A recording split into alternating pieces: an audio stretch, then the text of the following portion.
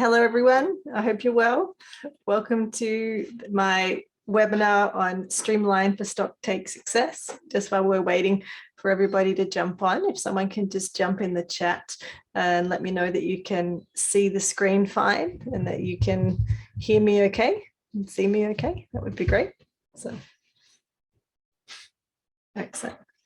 And if you can also let me know where you're joining from today, that would be great. Very good. Excellent. All right.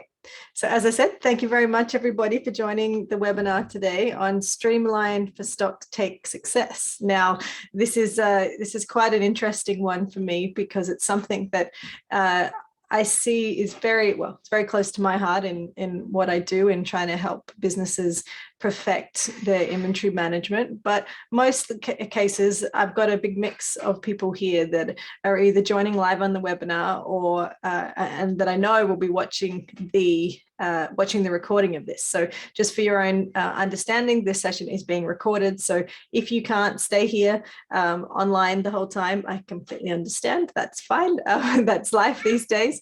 And you will have access to the recording at any time.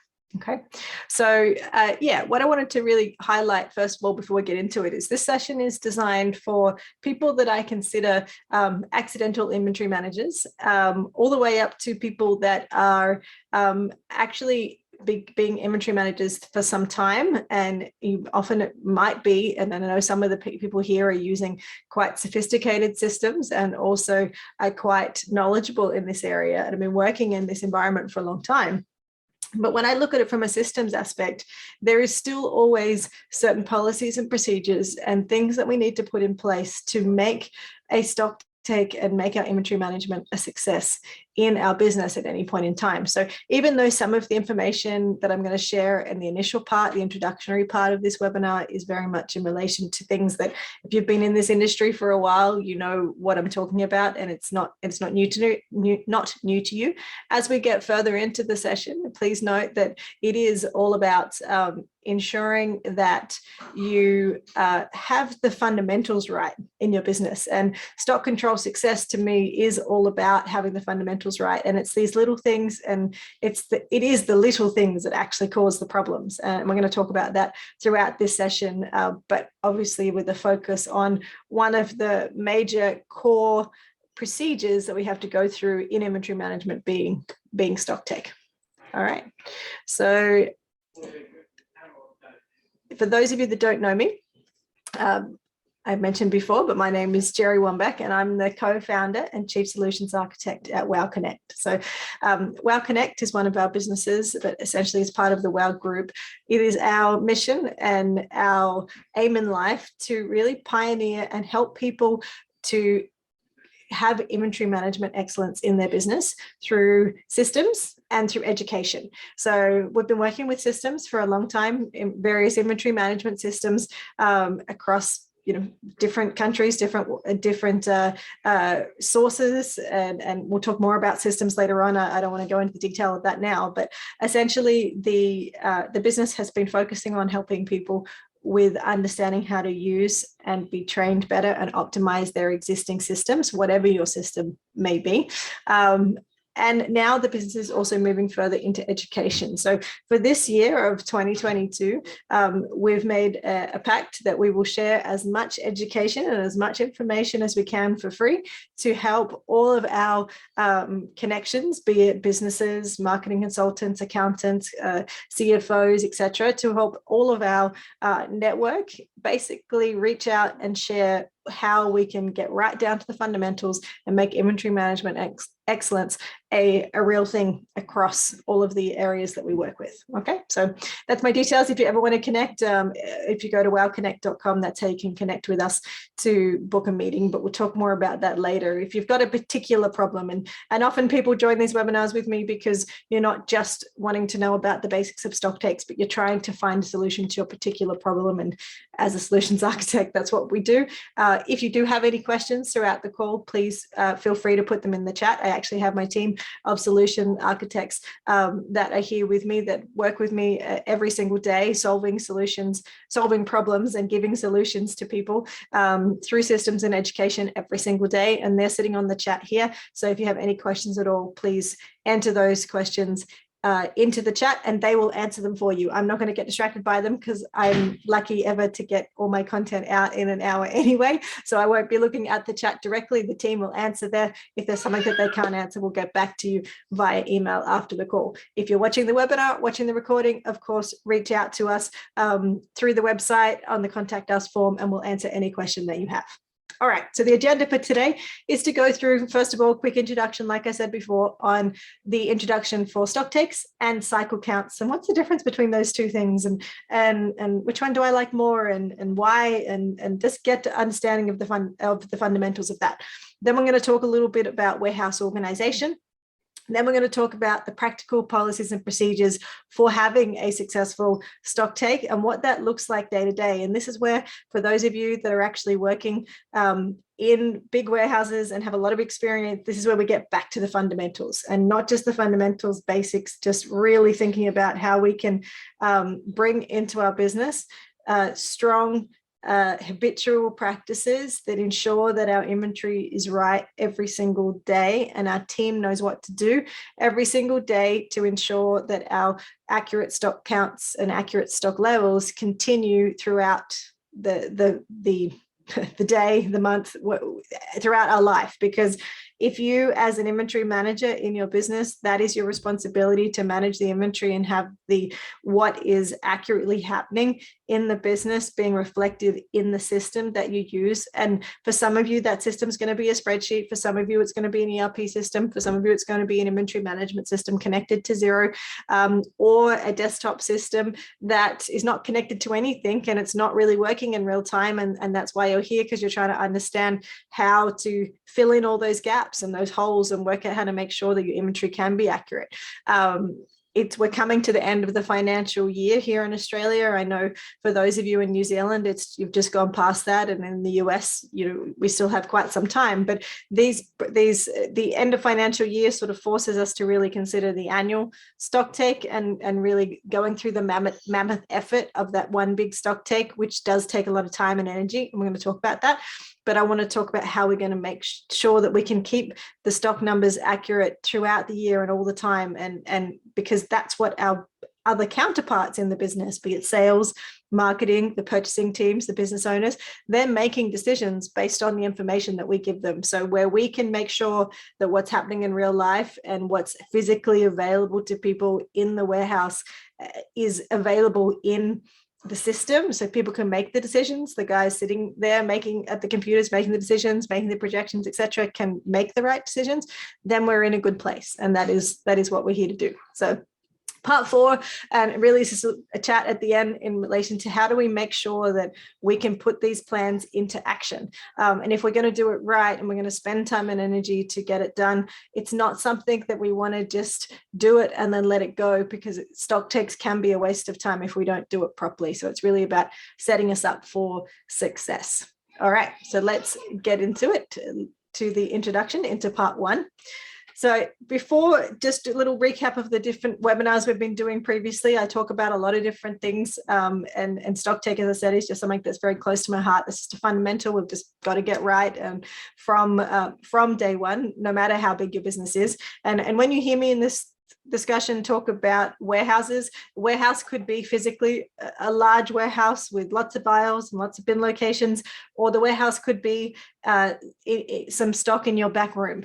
Maybe you're an e-commerce business that's only just started. These fundamentals are still just as important to you as they are to a large warehouse. If you get this information right now and you get these fundamentals right now, then you're on the right track to success, no matter how big your business grows. So please, when you hear warehouse, don't think it's not relevant to you. The warehouse could be your spare room. It could be your garage. It could be it could be family members' garage. It could be a 3PL where you've actually got your stock stored at a 3PL. Still, the fundamentals are right in terms of understanding what they should be doing to look after your stock, your hard-earned cash that's physically sitting on their shelves as stock. And if you're doing it yourself, of course, there's the practical element of actually managing it yourself and not just understanding that the people that you're entrusting your stock to are doing it right.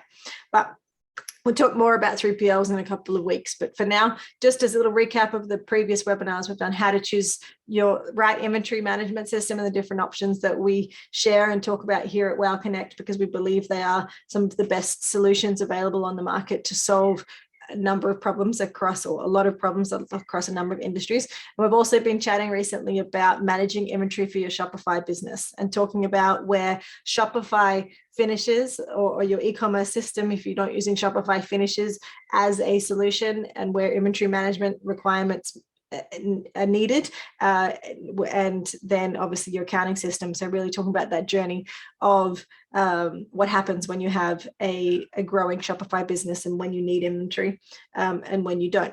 So that's a little recap of what we've been doing recently, but let's get back focused on stock takes. So stock takes and cycle counts. We're going to talk about what are they, why do we need them, who does them, and how do we complete them successfully.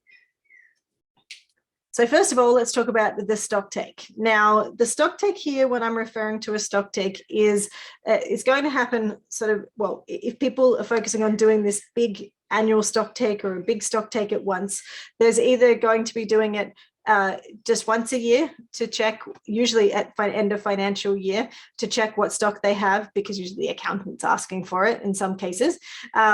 Well, in all cases, your accountant is asking for it, but sometimes people do it for their own benefit, and sometimes people do it just for the accountant. Surprisingly, how many people still these days trust their system, then just adjust at the end of financial year and then move on and don't really perfect what they're doing, and ensure that they can use it as an improvement tool. But you'll hear a lot of me talking about that today, and you'll see why I don't recommend doing the big stock take. But there's two times we see people doing it often. One is end of financial year, and the second time is when we implement new systems. People are required to do a stock take and give us accurate stock levels for all of their stock items that we put in our new system at go live when they're transitioning from our old system to the new one, in order to ensure that the correct stock levels are in the inventory management system or the ERP that we're implementing, and so that we're moving forward with the correct stock numbers to be able to make the decisions, etc. So people, every single week, we're educating them on how to do stock takes and how to give us the correct information so that we can get this inventory management system set up right.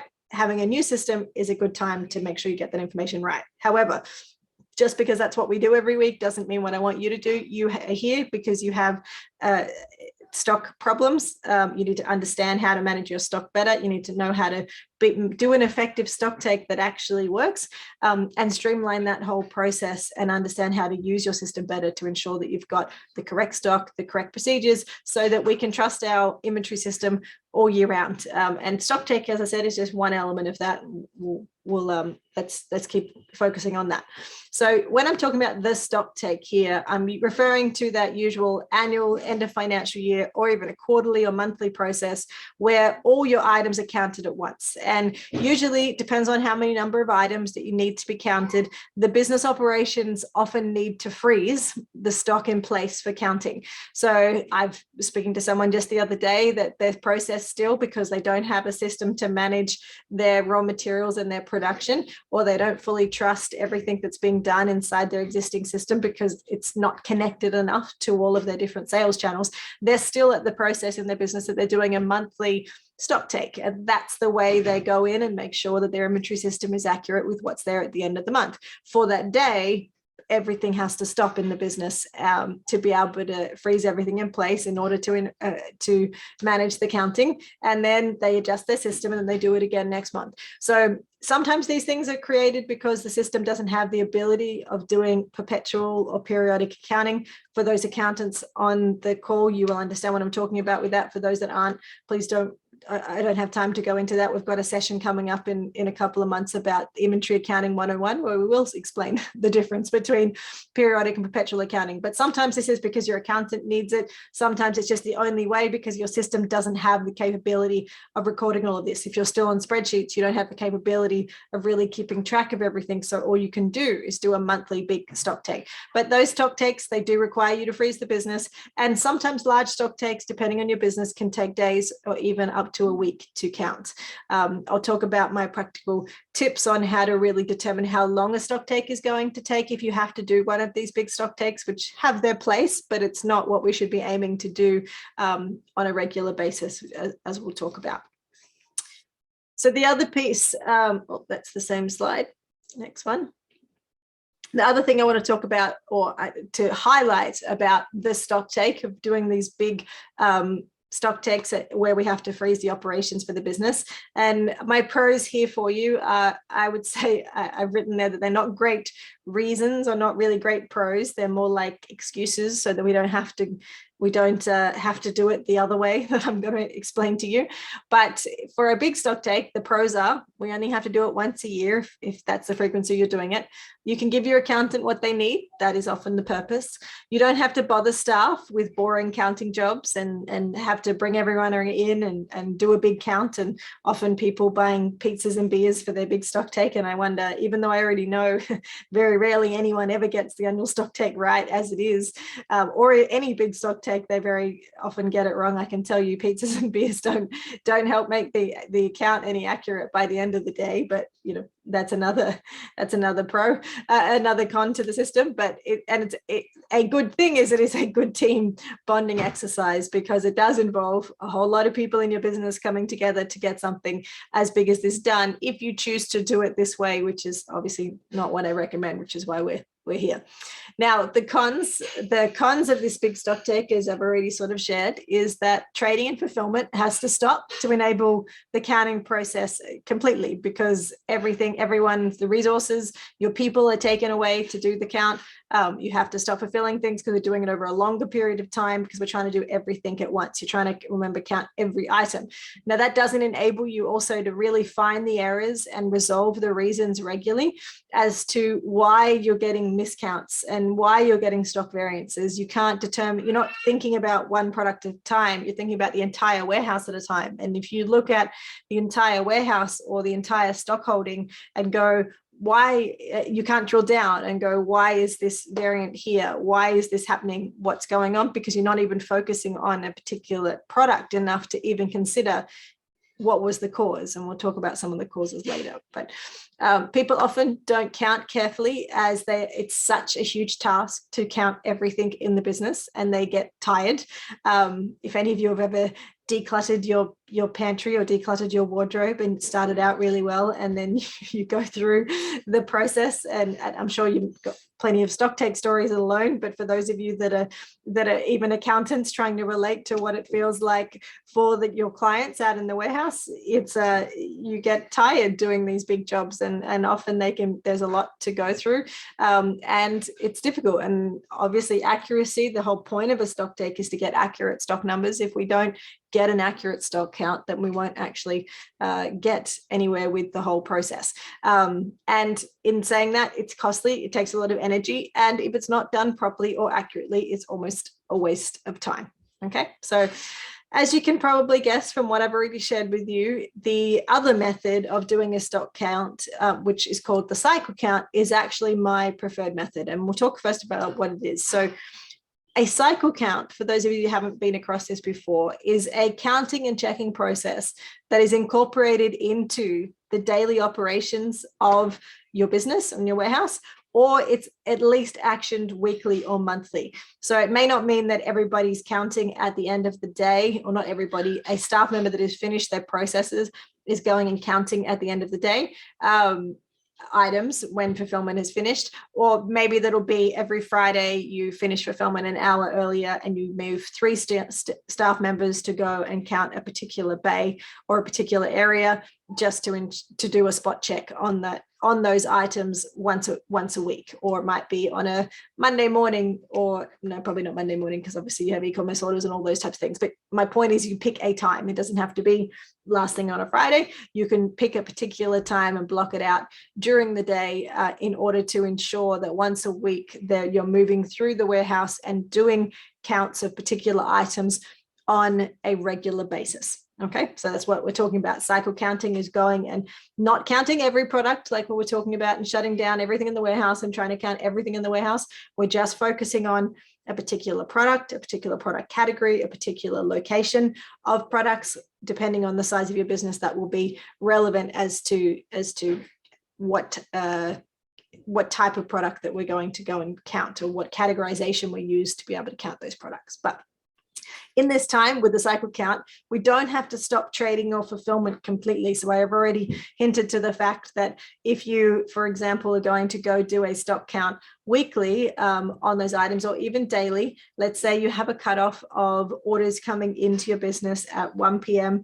each day, you know that you're going to, and any order that comes in after 1 p.m. that day is then not shipped out until the following day. So you only focus on orders prior to 1 p.m. and then you fulfill those orders, let's say by 3 p.m. in the afternoon. If you're working, say, an 8 to 4 day, at 3 p.m. in the afternoon, all staff members will spend an hour going and counting a particular area. And personally, I think it'd be best just to assign staff members to particular sections individually to go and count and to finish what they're doing, rather than groups of people, because it can be, again, distracting, and accuracy is most important in this whole process. But as you can see, with actually treating a stock count like a daily task, like fulfillment is a daily task, receiving in stock is a daily task, making a cycle count a daily task, and then determining who is going to be responsible for it, and then going and actioning that thing and completing that process, rather than making it a big mammoth shutdown of everything and count everything process. You can see how we can constantly be doing spot checks on our stock to ensure that we get done what we need to get done, and it's actioned as part of our daily operations. And I know that for some of you that don't do it this way, you might find that it's quite a daunting process, but I'm going to continue to drill down into the different ways we can set this up and how you can set yourself up for success to do this as we go through. Now, the next thing is a third point on the cycle count is you do need an organized warehouse and a process to ensure that the same products are easy to find and easy to count and easy to adjust. And we're going to talk about what that means practically in a little minute. So the pros of the cycle count is that the trading and fulfillment doesn't have to stop to enable the counting process. The accountant and you can trust your stock numbers and your values at any time, not just annually. So you can make decisions, and the accountant can look at things and make decisions depending on your system as to how real time it is, whether you have a system that has everything flowing through in every single day. Like a lot of the systems that we use, the cloud-based systems, can have sales and COGS and stock every day. Sometimes systems just have COGS, just have stock, but then you still have to, just have sales and just have stock. And then you have to calculate the COGS monthly or weekly, or however your process might be. We can talk about that depending on what your needs are. But obviously everybody, your accountant and you in the business, wants to have as much information available for the decision makers to make the right decisions and understand what's going on in the business at any point in time, not just annually or even monthly at the end of month reports. You want to try and do that regularly. And with the systems that we use, you can. Sometimes people aren't even aware that that's possible. The other pro is that you can know exactly what you have in terms of stock to make informed decisions. I've already covered that. Any problems with fraud, mispicks, damaged goods, or poor stock handling can actually be identified and actioned. So that gives you a bit of a high level understanding of the type of problems that are causing inventory issues in a business, and that they're not having procedures to manage each of those different things is something that is not really related to the stock take, but they're a result of the stock take. That once we've done a stock take or a cycle count and we've counted our stock, we then need to determine what processes we need to improve to ensure that we don't get these problems where we're getting stock variances. If your system is replicating what's happening in real life, your stock numbers should be the same as what's happening in real life. And it is possible to do that if all of the different processes of what's going on with the stock around the warehouse and managed. But again, we'll get into that. We'll keep going down layers and layers as I continue to talk. So the other pro of the cycle count, it takes less energy and it does cost less because we're essentially bringing it as part of our day. You don't need to hire more staff to come and do a big stock take, which is often the case, especially end of financial year stock takes. You see right now, it's April, you see people starting to hire people to be able to train them and talk about bringing them in for big stock takes because they don't have processes like this. The cons of the cycle count, you do need to train staff on how to cycle count correctly so they understand this process and they understand how to use your system to be able to manage the count correctly. They need to keep the warehouse organized. This is a goal we should all be having good training and good organization anyway. And a cycle count is easier with an inventory management system rather than spreadsheets. But like I always say, depending on where you are at your business, your inventory system might be spreadsheets, and that might be where you're at. It might be Shopify, it might be your accounting system and using inventory inside your accounting system, or you're using an inventory system, or you're using an ERP, which has inventory inbuilt. Your journey, wherever you're at in that journey in your systems, you still need to know how to ensure that you have the right training, your warehouse is organized, and you know how to use that system to do these things. And this is something we train all of our clients on that are starting on new systems. One of the training processes is how do you do a stock take? How do you do the cycle count? And a lot of businesses don't even ask us how to do the stock take once we've trained them initially because they think it's not something they need to do very often. They might do little inventory adjustments, which essentially are forced cycle counts because they've realized something's wrong, but not many people put into place the actual cycle count process where they're proactively going and checking products on a regular basis, which is obviously the point of a cycle count. Continue to, my final slide was just the name of this webinar was the Streamlined Stock Take, or Streamline Your Stock for Stocktake Success. I just want to sort of link that to the concept of the cycle count, and that really, in my mind, the Streamlined Stock Take is the cycle count. It's the stock take that happens every day, the streamlined that's within your daily process. I think if I name the webinars, all you need to know about cycle counts, probably wouldn't get the same effect, but we shall see. If you can let me know your feedback on that one. All right, so why do we need to stock take it all? I said right at the introduction, we go through the what, who, why, and how process of stock takes, because we want to do this once, we want to understand what we need to do, and then we want to be able to take it and put it into action. Why do we need to stock take it all? You want to know what you have, where it is. This is all pretty obvious stuff. These are likely the problems that you have right now and that you're trying to solve. And stock take is one of the steps in solving these problems. So you want to know what you have, where it is. You want to avoid overstocking. You want to identify any damaged stock or misplaced returns. You want to be alerted, of course, to any thefts or bad habits in your staff that's causing you to have products that are not in their best shape or not there anymore, and that are losses to you. You want to be able to reduce waste. You want to purge your expired products, if products that have expired and you don't want to keep them on the shelf thinking that they're available to sell there when they're really not. You don't want to waste any more time with staff wandering around looking for stock or not knowing where stock is or not having a place because it's not organized. And you also want to have a clean and safe work environment. And this is important just for our own sanity of people working in the warehouse, but also making it easy to train people, making it easy to grow, making it easy to understand how we can optimize our warehouse space and all of those things. All right. So who does it? This is the who goes through the stock take process. Really, I'm not going to go down to the bare fundamentals of whoever counts your stock is the people generally in the warehouse, or it's you. I'm not talking about it from a role perspective. I just want you to make sure in your business, no matter what you do, that these cycle count processes, as I said, it's a daily process. It's the type of thing that everyone's like, oh yeah, it can wait. Oh, we don't need to do that. We just need to fulfill orders. We need to receipt stuff in, but don't worry about doing the cycle counts.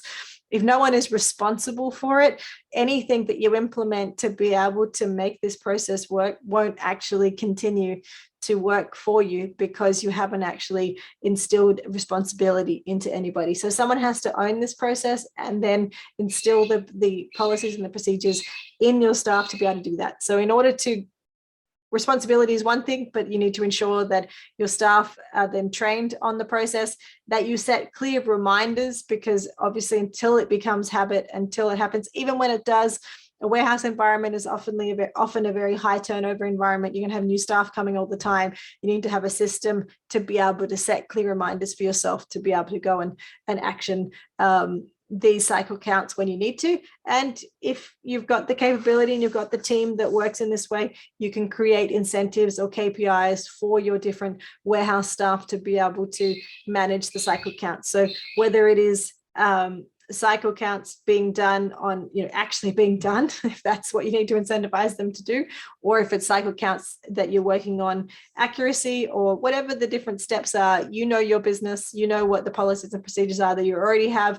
And hopefully what I'm giving you here is from my breadth of experience of speaking to hundreds of businesses about stock management and their warehouse processes and everything over the years. How is it that we're going to ensure that you can refine your processes and make them work for you and your business and your type of products and your type of warehouse?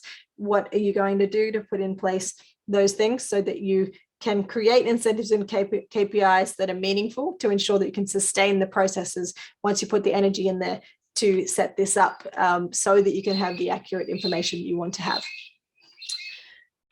So that was the who. Let's talk about warehouse fundamentals. And then, of course, we're going to still answer, how do we actually go through this process? And what are my tips for a streamlined stock take process that's actually integrated into your daily operations? So warehouse fundamentals, the best way I can explain to people, and often this is something that businesses won't often, if they're talking to me about an inventory management system, it's quite funny how many people I say, okay, how much do you trust your current inventory system? And some people who'll be like, yeah, it's really good, it's fine. But then other people will be like, no, I don't trust it at all. And often the people that are saying, yeah, it's fine, are the ones that are responsible for keeping it fine. But when we actually do a stock take and a stock count and put the new system in with the correct stock count that they have done, there is often, it's not fine, and there is a variance and there is changes. And I don't say that to belittle anyone, other than knowing that as I've learned and studied inventory management and the ways in which to make inventory management a more of a science rather than just a process, it is possible to fill the gaps, to know the processes, to do the right thing and replicate what's happening in real life, so that the system can show that. It doesn't have to be subpar information that we all sit there and go, yeah, it's fine, I'm sure it's good. So anyway, my point to all of this is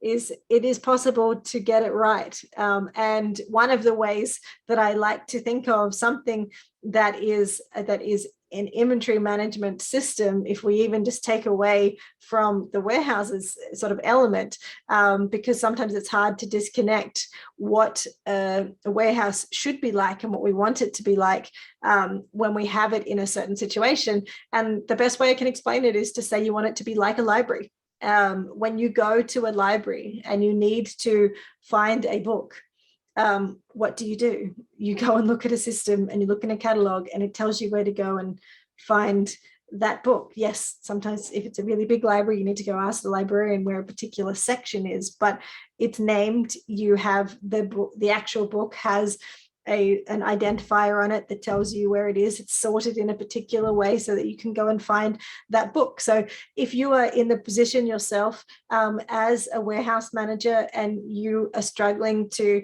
be able to explain to your team members why you would spend any effort in going and creating additional procedures or training or processes, or why you're talking about it, right back to my point at the beginning, as an inventory manager, you might be your role in the business, or if you're in a smaller business, it's just one of the many hats that you wear.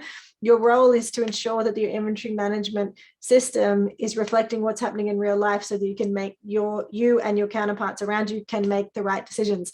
And everything that you can do to create perfect inventory in your business is the goal. It's the purpose, it's your role. And one of the ways I like to explain this is to say like a library, and like a I don't think I need to go any further to that, but that's an analogy that you might want to share with your staff.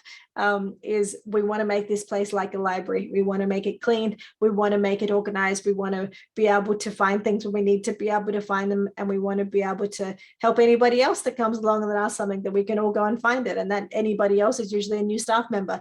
That is a clean, safe environment to work in, where you can all get your jobs done, hit your KPIs in terms of fulfillment, because you can find what you need and be able to manage the project. And as a business grows, and some of the businesses and people represented here are in very fast growing businesses, and almost all the time people are talking to me, they're in a fast growing phase, because it's those fast growing businesses that have inventory problems. And those inventory problems that you're going through are only going to continue to compound as you grow, and your products grow, and your sales grow, and your volume grows, unless you solve the issues and create the fundamentals and the policies that you need to now. Okay, so like a library, warehouse organization, that's the goal. You want your warehouse to be like a library, whether it's a very small stock holding or a big one. That's the goal. Why do we need warehouse organization fundamentals? We need to be able to find what we need. We need to have no wasted time not being able to find what we need. We need procedures that can be created and followed, and we need to keep our area and our products clean. But how do we do that? We're going to talk about the 5S method and why. But before I get into the no wasted, get off this, and I'll touch on this a little bit later, but no wasted time. I don't remember the exact, and I'll try to see if I can find it later, but it was like 60% of a warehouse worker's time. This is a statistic I found from a research report in America. I should have saved it, on my desktop. I think it's that relevant to this particular topic, but it's like 60% of time is spent by warehouse workers wasted walking around trying to find products in majority of warehouses, because they don't know where things are, because of either lack of training, lack of organization, or things not being put away in the right place, or lack of systems to be able to reflect where that product is, or no bin locations, no identification, no labels.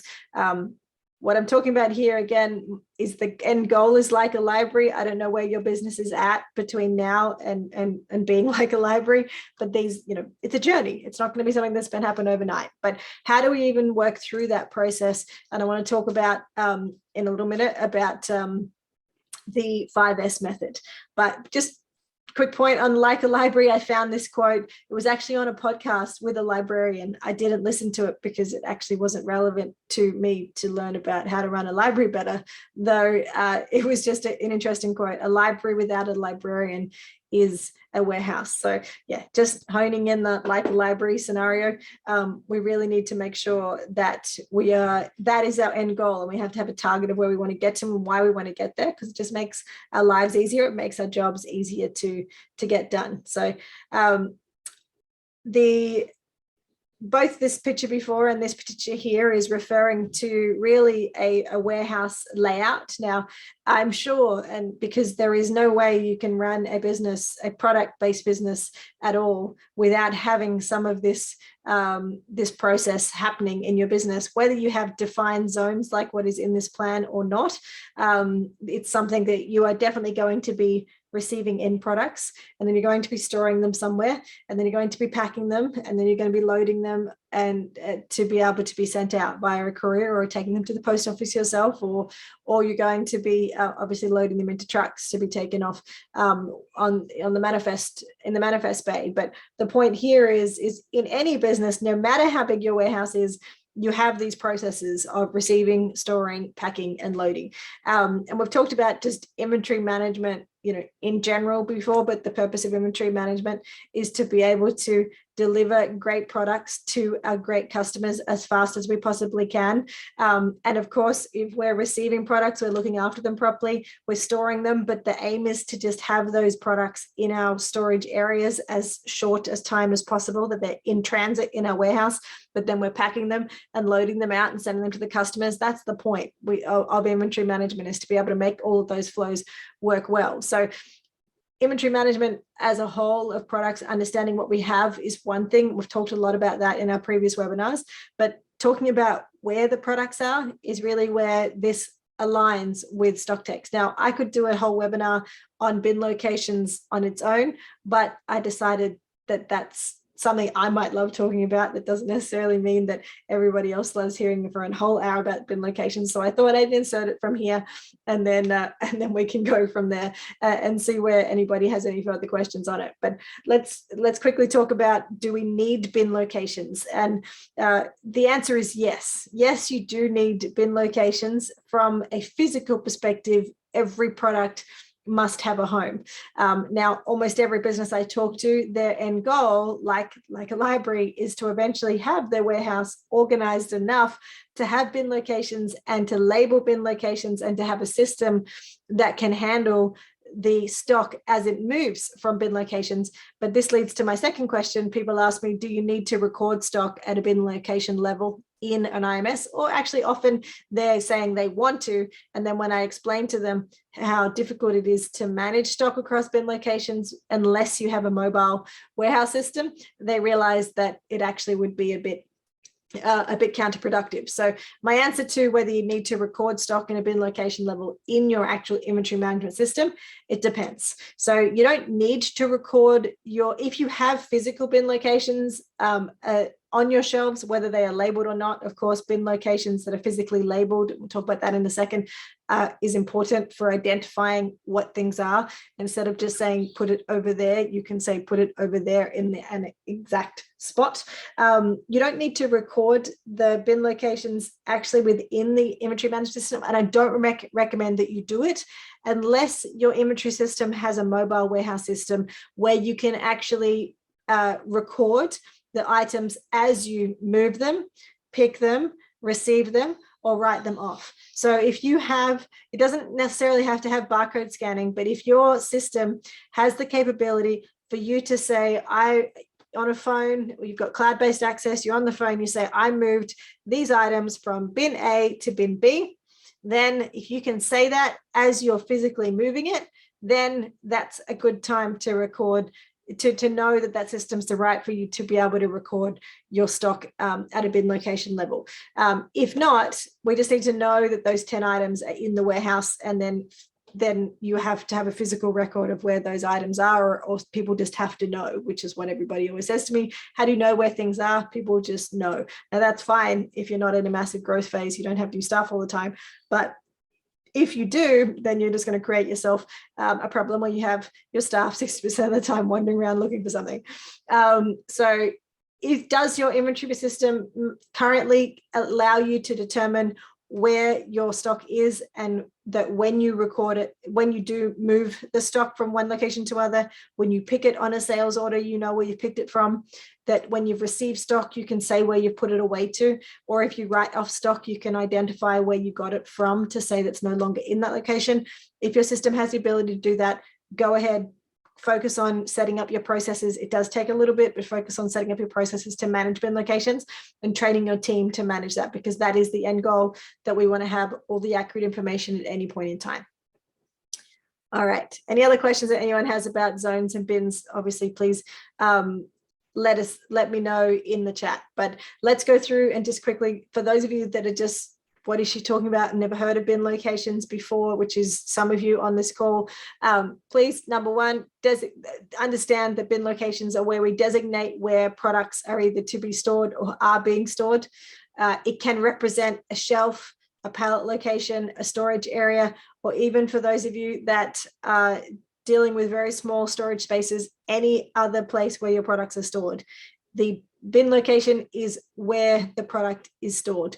In a large warehouse, you'll often see labels like this one here, but you do need to work out some meaningful numbering system to you. It may be at a zone level, it may be at an area level, it might be aisles, might be bays, it just might be a room in your house, it might be a couple of shelves on your garage, and you don't need to, your stock holding's not big enough that you need to worry about whether it's it's on a particular shelf. You just need to know it's on that rack. Whatever it is, it needs to be a meaningful numbering system that makes sense to anybody that you're asking for assistance to be able to help you with the role of picking products, moving products, storing products, whatever that might be.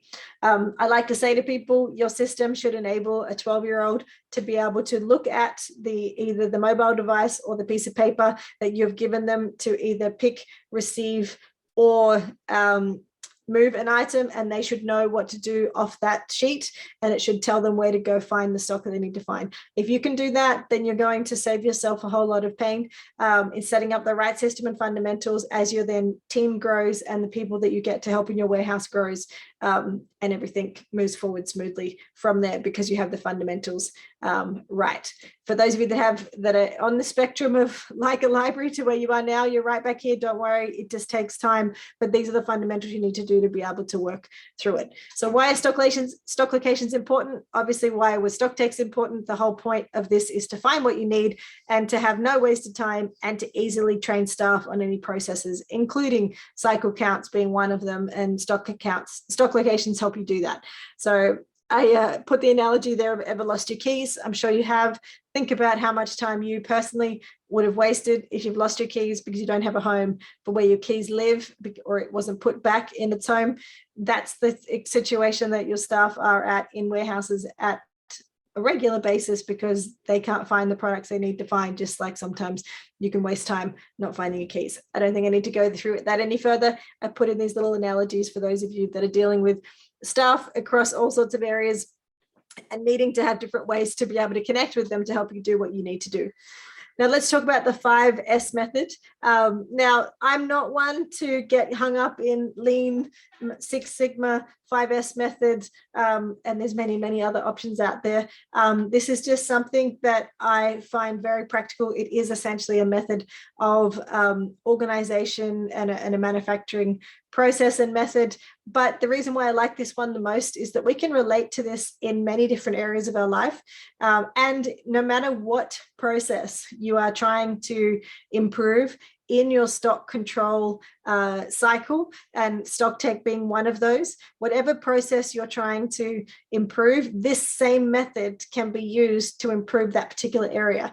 If you're dealing with receiving stock, if you're dealing with put away, if you're dealing with stock takes, adjustments, manufacturing, returns, exchanges, whatever is that particular focus area you need to get right. And as I said, Stocktake is just one of them. This 5S method can be used to focus in on and improve that particular area to ensure that you're going. So this is the way that I'm just sort of highlighting what the 5S method is. I'll tell you the reason why I circled that set in order at the top of this sheet is because most people do the first two and they never do the third, the fourth, and the fifth step in this process. And then I wonder why they put all this time and energy into creating a process and then no one actually sustains it and nothing continues working. A little bit like those of you that might have decluttered your pantry and set it up, and then you have a bunch of kids like I do, and you didn't set up the actual process. I think I got to the sort, set in order, and shine, but then never standardized anything, labeled it, or set it up in a way that everybody else involved in the family knew how to maintain what I was doing. So then therefore it gets a mess again because there's no clear indication of what to do. So you take your warehouse and condense it into your pantry, which is essentially a big a little mini warehouse with a whole bunch of products and a lot of things being used. It's an analogy I use all the time, and I won't go into it any further now because I notice the time. I have 10 minutes to continue to talk through the process. But this method of sort, set in order, shine, standardize, and sustain is a cycle that ensures that we can make sure that every single part of our business can be improved if we're dealing with physical products, which of course all of us are in these product-based businesses. So let's go, first of all, under sort. Let's just quickly talk about what it is. Go through all the products in your work area to determine there is a home for every product and defined areas. Eliminate whatever is not needed. anyone that's gone through decluttering, eliminate whatever needed, keep, donate, sell, discount, whatever it is you're going to do with these products, use that same methodology. That is the point. We only want to sort and be kept with the valuable products that we need to be doing, purge any of our old products that have expired, or go through the process of ensuring that we only end up with the products sorted that we need to actually deal with. Setting in order, create a warehouse map. I sort of gave you that example of a warehouse map before. Obviously, yours would be more detailed depending on the size of your warehouse. Create a warehouse map and define logical areas for stock or process workstations. And essentially, you're organizing and identifying where everything needs to go and setting up a process. I know I understand in some of your businesses, you have so many new products coming in, new products line, you've got big products, you've got little products. Sometimes with the plan that we put in place, just like setting up a new furniture in a house, we think we're going to do it one way and then we can't actually do it that way. These are things that just need to be done that may not be set in stone, but you need to be dynamic. And if you need to change these things, you just come back through the cycle again and you improve it, and you consider how you're going to sort it, how you're going to set in order to be able to constantly improve it. Everything in your business is about continuous improvement. It doesn't mean that we're going to set it up and it's going to be that way together, because stay that way all the time and stay together, because it's a rapidly growing business. That's where things are going to change. So as I said, for those of you that would join this call, that I said the beginning of this would be more about basics. And may not be relevant because you already know what a cycle count is, for example. This method of ensuring that all 5 of these steps are given the exact same focus and energy to do it right and set up the process is what ensures that the energy that you put in to do it right the first time is actually maintained. So the next step is, once you've set everything in order, is to shine. And that is to clean up the work areas and determine a regular cleaning and maintenance schedule per area. And that's not just cleaning up the racks from a safety perspective and cleaning up the different work areas from a safety perspective for health, as well as people moving around, but also ensuring that the products themselves are kept clean and kept in good order, and that there's nothing there that's been damaged, been stacked incorrectly, or things that are being damaged by the equipment and by the people, and bad processes or training, or just lazy work habits. These things, the purpose of shining is to clean up those areas and determine a regular cleaning schedule for that area. So just like a cycle count, where we're going and counting particular products in that area, we want to be able to have a method where we have a cleaning schedule per area as well, that involves cleaning the area and the products to ensure that everything is kept up to speed and up to its best quality, in order to obviously sell the best product that we can sell, and also ensure that we've got the best product for people we're doing their best in our job to maintain and look after the stock that we are responsible for. Step 5 is to schedule that regular cleaning. Once you've determined the schedule, actually counts on a regular basis and standardize the counting process, and maintain and implement the sort, set, and shine into your daily operations. So I highlighted before that once we have this process set in place, we want to count, we want to sort and set and shine all of our products on a regular basis and bring it into our daily operations, so that it isn't a mammoth task. And of course, I can't speak exactly to your business because I don't know what your business is doing on a daily basis, but the whole process, well, I know what it's doing, but I don't know what products you're dealing with or what space you're dealing with. You have to consider how you can go and put those different methods in place in order to make sure that it works for you. The final point is to sustain. So make the 5S method a way of life, and forming habits and incorporating it into all your staff training and your policies.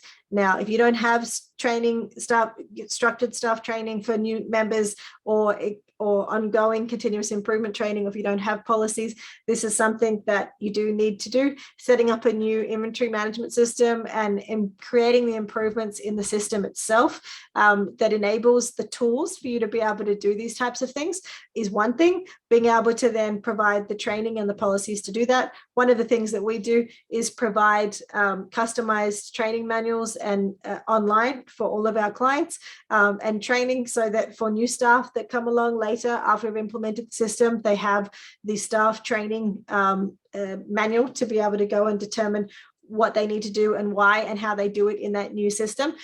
We also encourage you to include your own training and policies into that manual so that you can do that, so that you can ensure that it's there going forward.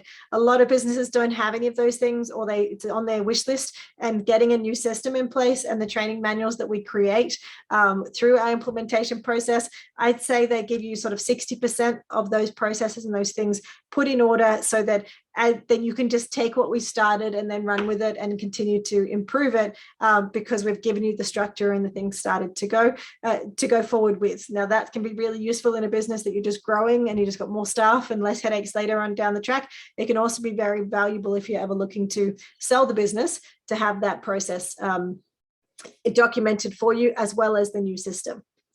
All right, so I've given you a lot of really good reasons and structures as to why we need to go through this process.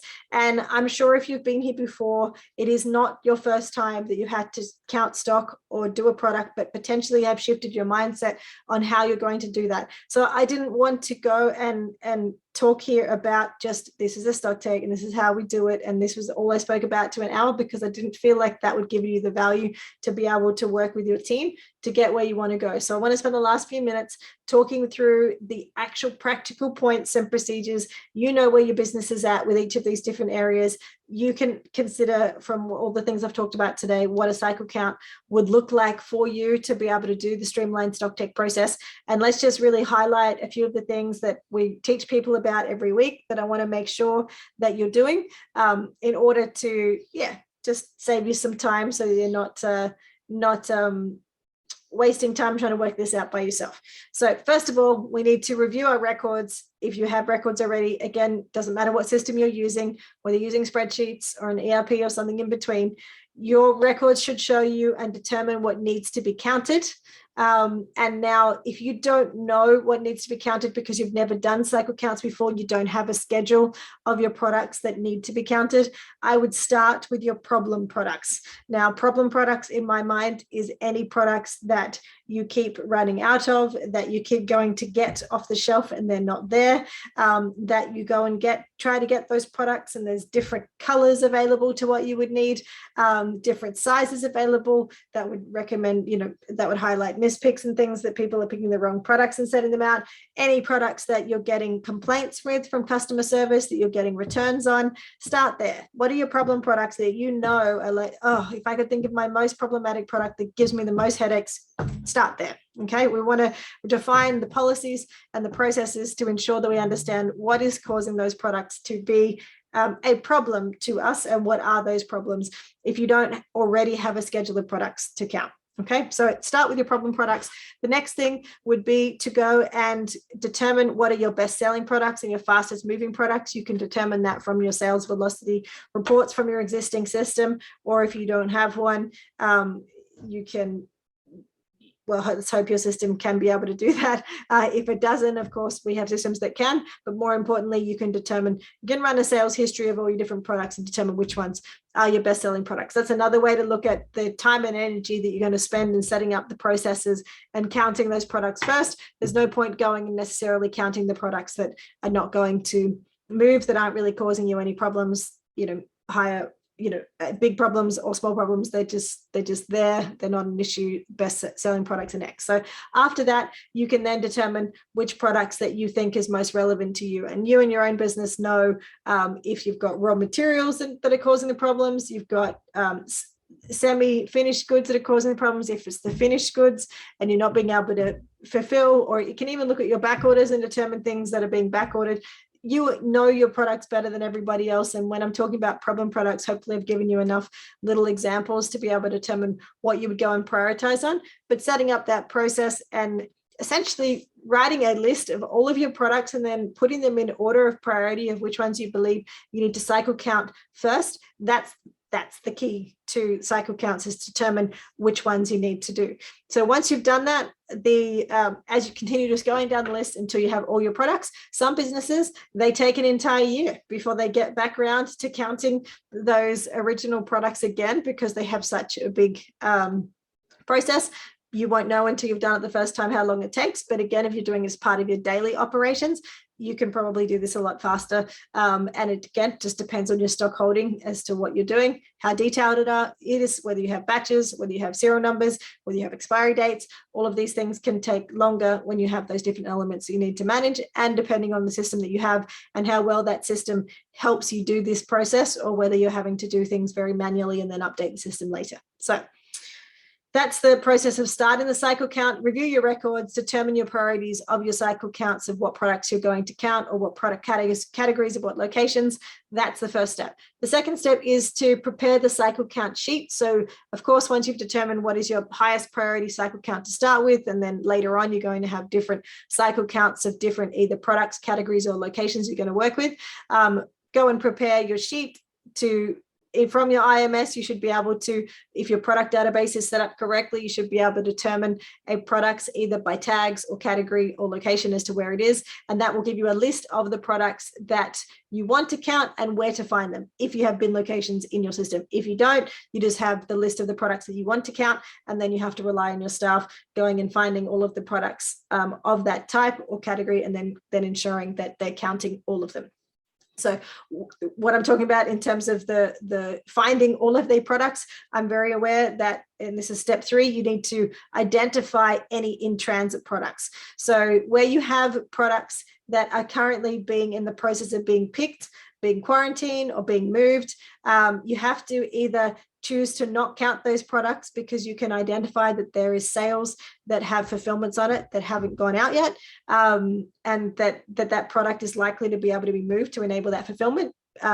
Or you can also look at your purchase orders and determine if of that scheduled cycle count, is there any purchase orders of products that are expected to come in using the expected date on your purchase orders. You should be able to determine that there is a receipt that's expected to come in today or the day before, and maybe it's sitting there, and you don't want people to start putting it away on the shelf. Remember, the whole purpose of this is to be able to cycle count without people moving from without people stopping the operations of the business. We don't want people starting to pack items and put them away of a particular item that we're supposed to be counting in a particular section when we're trying to count it, and then we don't know we've got a mix of the things that have come in and the mix of the things that were already there, and the receipt hasn't been recorded. It's just too hard. So, well, it's just not just too hard. You need to identify that that's an in-transit product, and that we wait until the receipting is finished and the fulfillment is finished if it relates to those products, and we move it to the cycle count, move to the next one, and then come back to that one.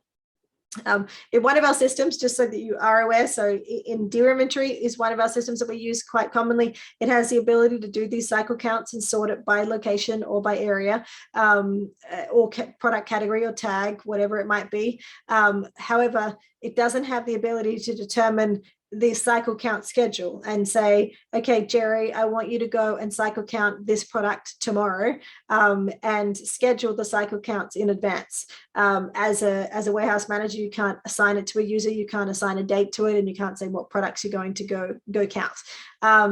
You would, in that example, if you have a system like Deer, you would need to have a spreadsheet that has your cycle count priorities on it, and then determine who is going to be doing it. And then maybe they'd have to go back to that spreadsheet later at the end of the day and say, I did this today, and sign off that they did it, and the result of any variance or any comments. Inside another system that we use, Odoo, which is an ERP system that can be used as its own ERP with all-in-one, or you can connect it to Xero. We have the ability to do cycle counts and actually assign it to a user, set a date, and you can essentially, as an inventory manager, set an entire week ahead of all of the tasks that you want people to do, and the counts that you want them to do, and you can tell whether they have done them inside the system, and get the information directly into the system without having to go elsewhere to be able to record that. So yeah, that's just the practical point from a system point of view. Your system may not be able to do those things, but there are systems out there that can actually really facilitate this process.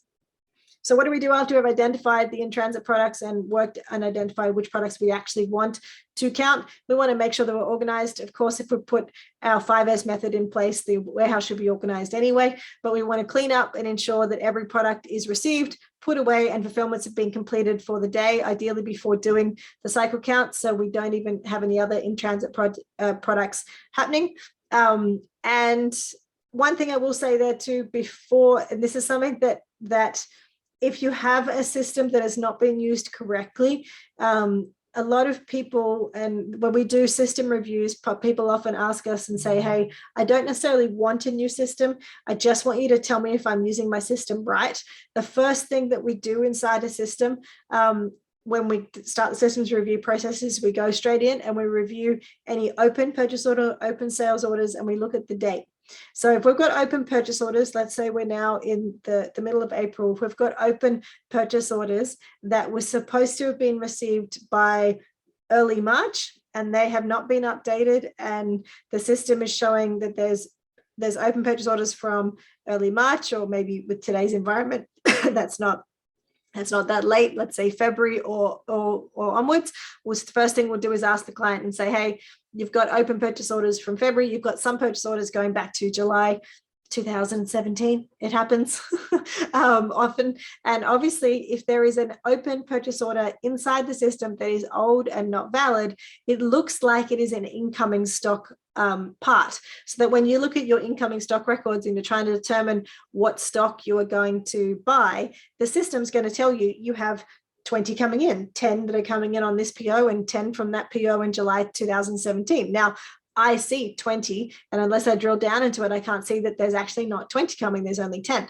So we need to get rid of those old POs. So this sort of process of what I'm showing now goes without saying, but I will say it, make sure that even before you start this process, that your system is clean. Not just your processes and your work areas around you are physically clean, but your systems are clean. Make sure there's no old open purchase orders that are showing like stock is incoming that's never going to come. Because if you leave it in the system and they stay there when really that was just the way the system wasn't being used properly, it was duplicated, people didn't know what they were doing, it was a former bookkeeper, it was a former warehouse manager, former production manager, whatever the reason is that you have that old stuff in your system, make sure it's not there anymore. Because if accidentally later on someone tries to clean it up and they do it by actually receiving in those goods, then straight away you'd have an extra 10 items sitting in stock that's not actually there, that you're not going to pick up until you do a cycle count or you do a stock take. And there's of course accounting ramifications for doing that as well. So go through that process and ensure that you clean up your system for old purchase orders and old sales orders as well that really were fulfilled or they were cancelled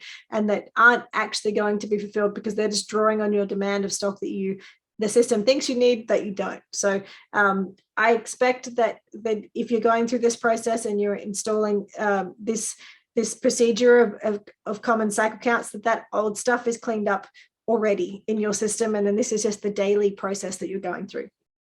So once that's done, and hopefully that's just one big task you only have to do once, when you're just organized and ensuring that all of your products are physically in the right place, each day before you do the count, begin the count each product, record the batch and serial if relevant. If not, obviously just record the count of the products, and this can be either manual or digital. If you're of course recording it manually, you want to get it straight back into your system and adjust it as soon as you can. So that's my next point, is that you need to, of course, if you go through all this effort of counting anything, before everything changes, before you receive something in, before you sell something out, you need to complete the count and note the variances that are created. So if you have and if you put a count in, you counted something and there is 5 in stock physically on the shelf, but the system thought there was 8 and there's now no longer 3 there, and we're updating the system, we need to identify where those 3 went. Was it because you don't have a very good samples process and people have been taking it off the shelf to go give it away as samples or send them to influencers? Is it because that product is used in a repackaging process and it needs to be able to be recorded that it was used for a repackaging or for a repair? Is it a warranty replacement? You don't have a warranty system to manage it. Is it a return and that suddenly products have turned up on the shelf because they've actually returned? Was there exchanges that are not being recorded properly? There is many reasons, and I'll talk a bit more about that in a second. But identify the reasons and then alter your procedures. Determine the problem procedures in the business and the cause of the stock count discrepancies, and then alter those procedures or create new ones if you don't have any already, to create better controls and training to keep the stock accurate. Because if we don't fix the problem, we're just going to end up with the same problem next time. Finally, we'll have accurate stock, and you want to maintain your improved procedures and enjoy having accurate stock.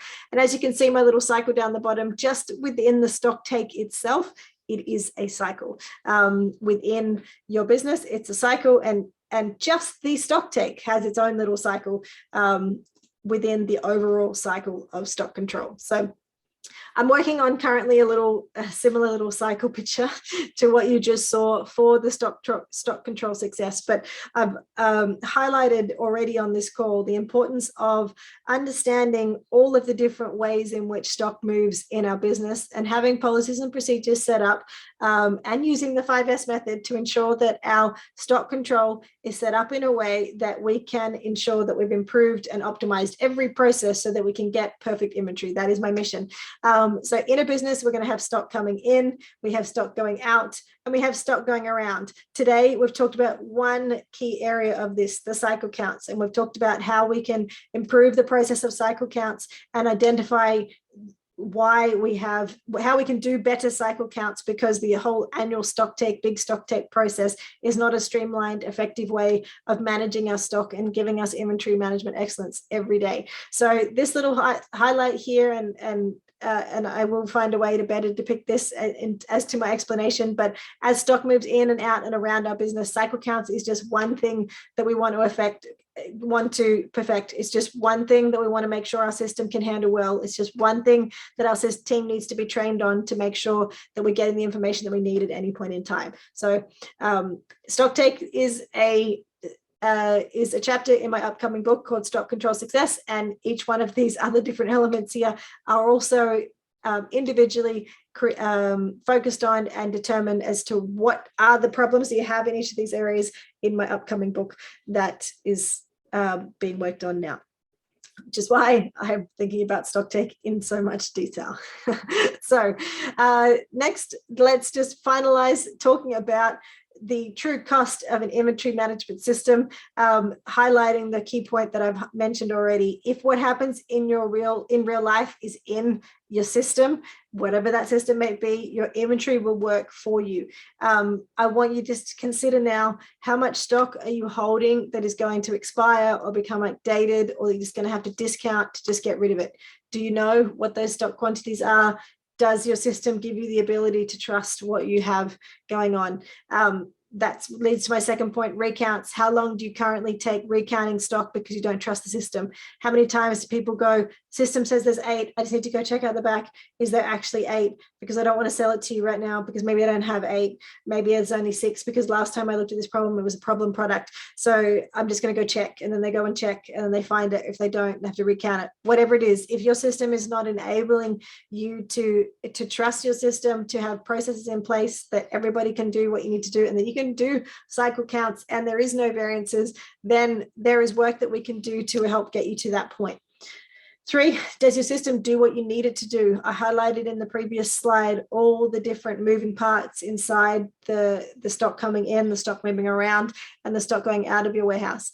Does your system enable you to easily track what's going on in real time in your warehouse, or are you having to work with various workarounds? Is it easy for your system to be updated when your staff mispick something? Is it easy for your system to manage returns? Is it easy for it to manage damaged goods and write-offs? Is it easy for you to manage exchanges? Whatever that process is, whatever change and happens inside your business, you need to be able to record what happens in real life so the system can give you that accurate information. If it's not easy to be done, then it's not going to be done, and then your numbers are going to be wrong, and you're going to keep getting variances. All right, so from here, I want you to make your plan. What I've shared with you today is not an overnight fix. It's not something that you can just turn around tomorrow and go, we're going to put cycle counts in. It does take a bit of planning. You do need to set up your system to be able to improve that process.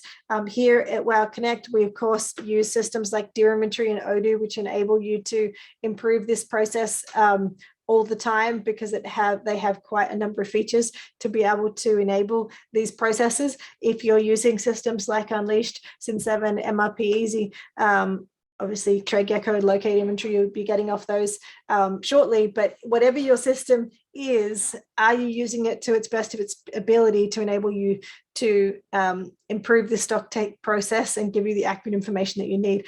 If you don't know if the system that you have is right for you, if it's not being used in the right way, we can help you with a systems review. If you need to just have confidence that you are using the right system and that you're using it the best to its ability because you don't want a new system, you just need confidence in that, we can help you with that as well.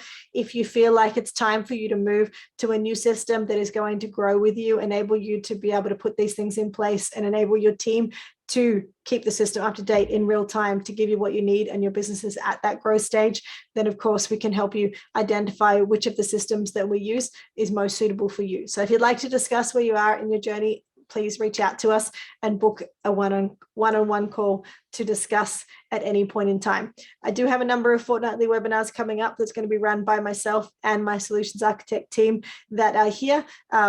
Optimizing your forecasting process is the next one coming up on the 27th April. That's actually an introduction to a tool we use called Inventory Planner, and that itself requires perfect stock. And I'll be talking a bit more about perfect stock in that session, because without perfect stock information, you can't even forecast well. And I shall talk more about that. It all comes around full circle, hence why I came up with the stock control success method and writing about it, because it's so core fundamental to everything that we need to do in a product-based business. May 11th, we have managing fulfillment for your Shopify business. 8th of June, managing the transition to a 3PL, and 22nd of June, barcoding for beginners, which will be run by my senior solutions architect, Odessa. So we have a free workshop coming up on managing Shopify inventory without apps. This whole process is about basically if your business is at the size that you are just using Shopify and you don't have an inventory management system and you're not in a position to get one, this is just a one-off. Let's share how you can use Shopify inventory without apps, without anything else, and just get the most out of it before you're ready to transition to an inventory management system. All right. Thank you very much, everybody. I hope you enjoyed the session. I apologize for going a little bit over time, 18 minutes over time, but I do always do my best to give you as much value as I possibly can and share as much practical experience as I can. I hope you enjoyed it, and I thank you so much. If you have any questions at all, please don't hesitate to reach out to us at wowconnect.com, and we will see you soon. Thank you, guys. Goodbye.